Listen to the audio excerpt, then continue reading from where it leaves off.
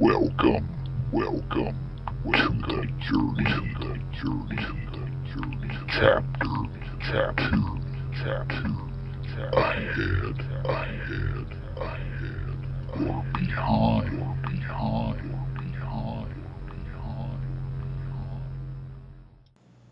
About this book.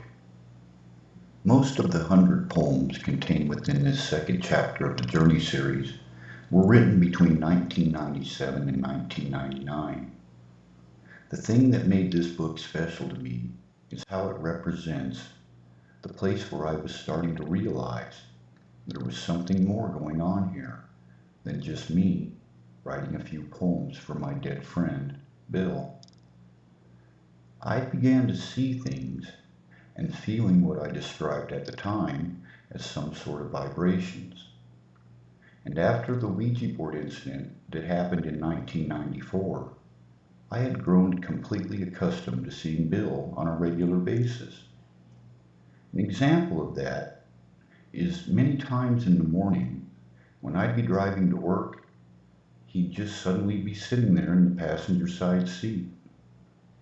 It would only last for a few moments, and at times we didn't even say much. And if we did, it was as simple as, "What's up?" And that would be it. He'd be gone. But something was beginning to make me question where it is this energy that would surround me at times when I'd be writing a poem was coming from. The truth is, some of these poems are reflections of my own experiences, but many were about subjects that I'd never dealt with or even had anything to do with my life. And the biggest subject to me was the poems that had a religious tone or message. Not just for writing them, but because while I'd be writing them, the energy would be different than what I feel writing the others. You will be experiencing two of these poems for yourself in this video. The first poem, titled Problems, was written for Bill, but over the years as I shared it on the internet, it became a voice for so many who really related to these words. The last two lines became my personal favorite. I began connecting with people who, because of this poem, wrote to me, explaining how much it meant to them and why. I'd write them back, letting them know I'm not just listening, but that they matter to me, and that they are important. For no one exists without a reason or a purpose. When they would ask me how I know that, I would say, we wouldn't be having this conversation right now if there wasn't a better plan for you. As for the last two poems, Quietly Singing in the Roads, I don't want to say too much here, for I don't want to ruin what it is you will or are meant to interpret and receive from them.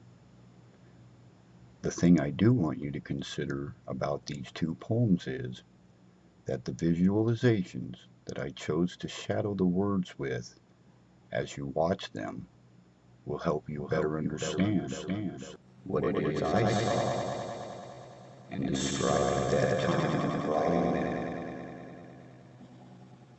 Thank you for supporting and helping me keep poetry alive. Peace.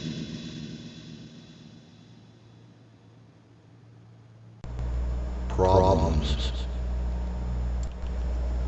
There's something wrong with the inside. I've nowhere left where I can hide. And every time that I felt good, it never feels the way it should. I've endlessly put myself down. Now I can't get up off the ground. I've searched for answers in my soul, but got lost in some cold dark hole. Somehow I know I should be glad, but can't see my life's not that bad. And I kept picking at this scar. Now it runs so deep and far. I practiced so well to conceal my emotions turning like a wheel. But years of this have made me weak.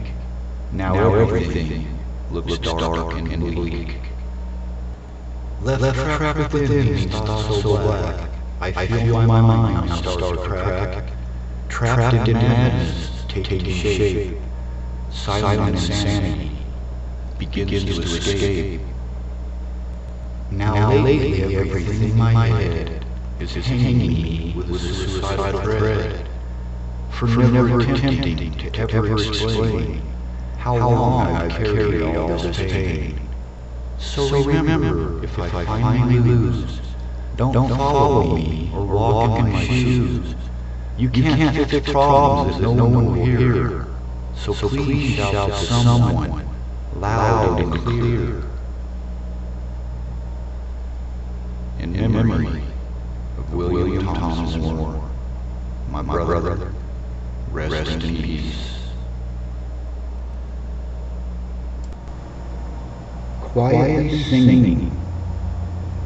The entire population wonders what we'll do once the planet we live on divides in two. What's going to become of you and me when we head into predictions of World War III? The power of destruction was in our hands, without compromise to our list of demands. Have we learned nothing from days of our past? Are we really that anxious to set off a nuclear blast?